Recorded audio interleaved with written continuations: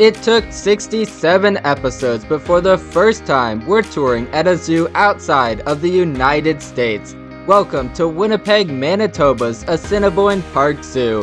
Across this medium-sized 80-acre facility, you'll find wolves, snow leopards, bighorn sheep, and bison, including a rare white bison in the boreal forest and grasslands. Asia is home to gibbons, markhor, takins, and camels.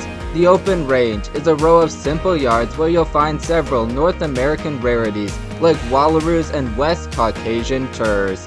However, without a doubt, the zoo's crown jewel is marketed as the world's most comprehensive exhibit dedicated to northern wildlife. The Assiniboine Park Zoo's award-winning Journey to Churchill was built to recreate and celebrate the environment of Churchill, a town located on the Hudson Bay in northern Manitoba, where thousands of polar bears congregate in the fall, which, on top of its accessibility to tourists compared to most of the polar bear's natural range, earned it the nickname of the polar bear capital of the world.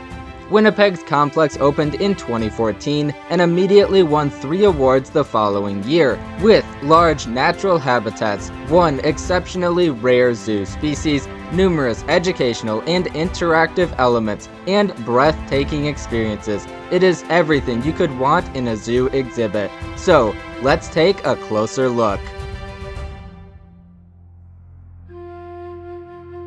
Journey to Churchill can be approached from multiple different paths, but you'll know you're on the right track when the pavement beneath your feet begins to resemble cracked sea ice. The exhibit's entrance pays homage to the Arctic's native people with a recreation of an Inuksut, stone structures used as navigational guides by the Inuit people. The journey's opening region is the Wapusk Lowlands, named for Wapusk National Park, located on the plains along the western shore of Hudson Bay. Immediately to your right is the first habitat, a large, well-planted aviary for the snowy owl, iconic for their striking snow-white plumage. This is the continent's heaviest and second largest owl by wingspan. They are able to thrive in the frigid Arctic thanks to their insulating feathers, including thick plumage on their feet that looks and acts like a pair of fluffy white slippers. In front of their habitat, the impressive detailed signage starts to stand out, setting the tone for the rest of the complex.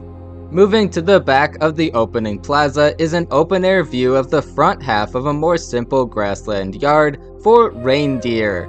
While this individual's raw antlers may look alarming, this is a natural occurrence in the antler's lifespan. New antler growth begins in February, followed by growth of around half an inch every day through the spring and summer. During this time, the antlers develop a velvet covering. This velvet is packed with a dense network of blood vessels that nourish the antler's growth. When the antlers reach their maximum size in August, the velvet has served its purpose and is removed via rubbing the antlers against hard surfaces.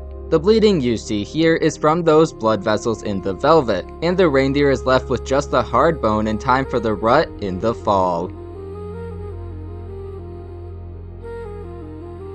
After scoping out the map and doing a bit more reading, it's time to continue our voyage down a slight decline that leads straight to the second of the trail's 2 smaller habitats. Viewable through 2 glass windows amongst the underbrush, you will hopefully find the Arctic fox, though I didn't since the zoo's longtime resident fox Jack passed away just a couple weeks before my visit. Immediately within view past them is a similar yard to the reindeers, but this time with a more elevated landscape, where you will hope to spot an exhibit tours first and species that is currently displayed at just one zoo in the lower 48 states.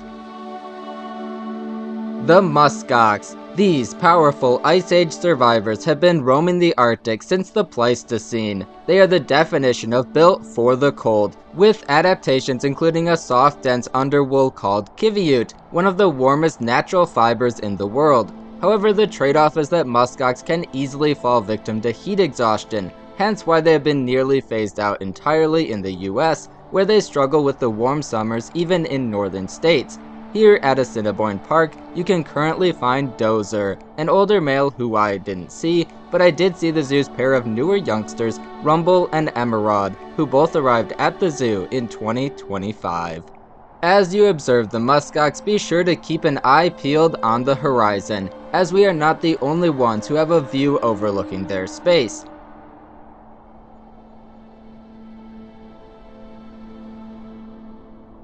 Speaking of, within just a few steps are two glass windows that give our first look into the domain of the polar bear. Though I didn't see any action in these pools on my visit, opposite them is viewing for the back half of the reindeer pasture. Although we've already seen 5 of Journey to Churchill's 6 species and 5 of the 8 total habitats, the best is still to come as we enter into the gateway to the Arctic, which serves as an indoor intermission point between the complex's 2 outdoor halves. Straight ahead is another glass window giving our first perspective of the middle polar bear habitat, but alas, still nothing. To its right, the building takes on a more museum-esque feel, with a display case of Inuit sculptures that has a tantalizing preview just behind it. While you can fast track to the main highlight via a short staircase, the scenic route takes you past a beluga whale skeleton, an occasional food source for polar bears, as well as a number of other interactive displays that would surely make Zach from Zoo Tours proud. Now that we've caught up on our reading, we've finally arrived at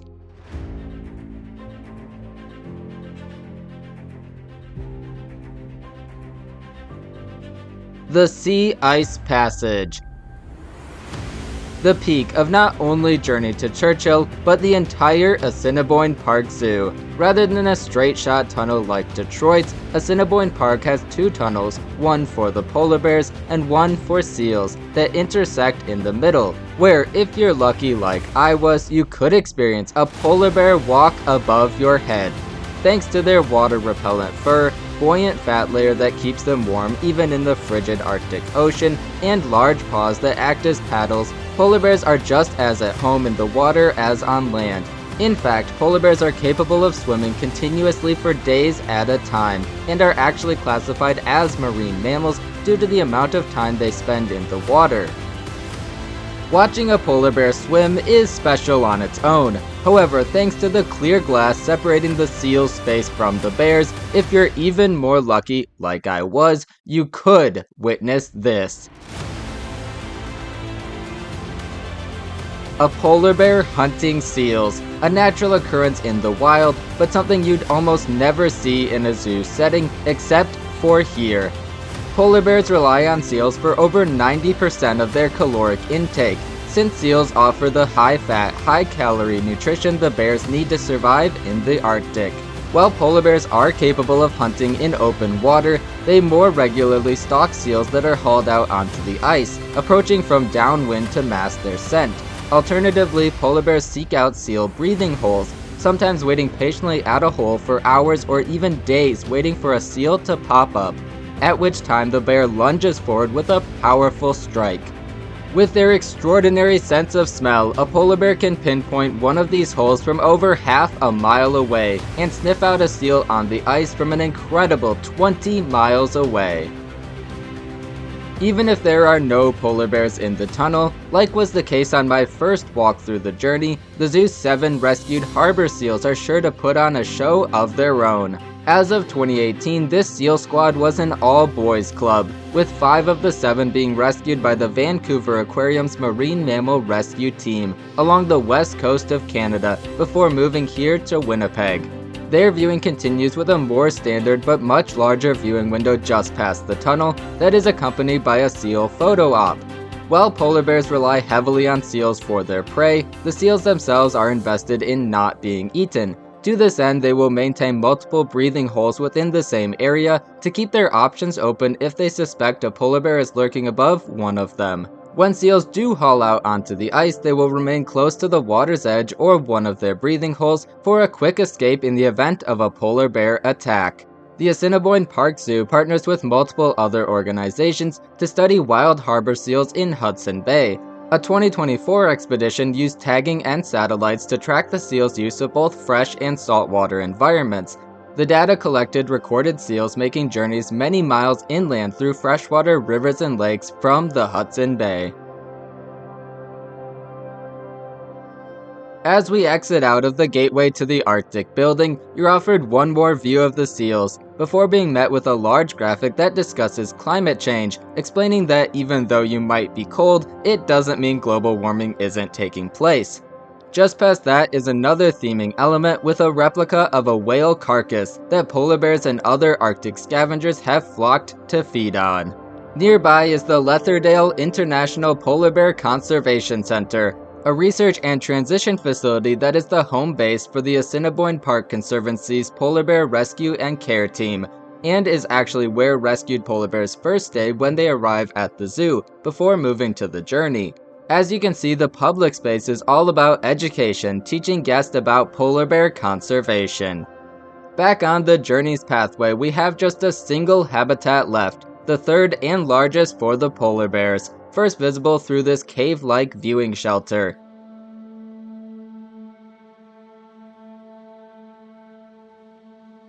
Another short stroll later, you come upon larger viewing windows, this time adorned with a small amphitheater seating for guests to observe training demonstrations. But if one is not in progress, you can still read up on the zoo's polar bear training program with the adjacent signage. Though our voyage is nearing its end, the complex still has a lot of theming to offer, like warning signs, a research helicopter, and after another, this time enclosed viewing shelter, you're welcomed into a small recreation of the town of Churchill, complete with a bear trap and weather rock amongst other theming. The final stop on our journey is the Tundra Grill, where you can dine with the bears. Here I found what I believe, based purely on my own judgment on size, to be the zoo's 3 male polar bears, showing off that even one of the world's top predators can be a little silly sometimes. Journey to Churchill is currently home to 6 rescued polar bears. The 3 boys are Nanook, York, and Storm. Nanook was observed wandering alone near the town of Churchill as a cub in 2016 and brought to the zoo at around a year old when it was determined he was too young to survive on his own. York, rescued in 2015, shares a similar story when he was rescued alongside his brother. He is named for the York Factory First Nation of northern Manitoba, whose traditional lands include important polar bear denning sites. Storm was the first wild-born polar bear to be welcomed to the Leatherdale International Polar Bear Conservation Center in 2013, following a non-fatal run-in with a man near Churchill. To go along with the 3 males, you'll find 3 females. Willow arrived as an orphan in December of 2017. Star and her sibling were spotted alone as yearlings via helicopter in 2014 and brought to the zoo after attempts to locate their mother failed. Finally, there's Casca, the second orphan cub brought to the conservation center after Storm, also in 2013. She is named for the Casca-Tamagan Wildlife Management Area. Like with the seals, the Assiniboine Park Zoo collaborates on polar bear research both in the field and here at the zoo. At the zoo, Assiniboine Park has studied social play between the bears under their care, including thermal imaging to measure temperature changes that occur during play, indicating how much energy the bear is exerting. In the wild, the zoo has helped build a comprehensive map of polar bear denning sites to promote the protection of these crucial bits of polar bear habitat. Polar bears are an important species to study since they serve as a recognizable poster species for the impacts of climate change, a crucial piece of which can occur right here at the zoo. Bringing orphaned cubs to the zoo not only gives them a second chance at life, but gives visitors the chance to have an up-close, awe-inspiring experience with these incredible Arctic predators that will influence them to want to care about their future.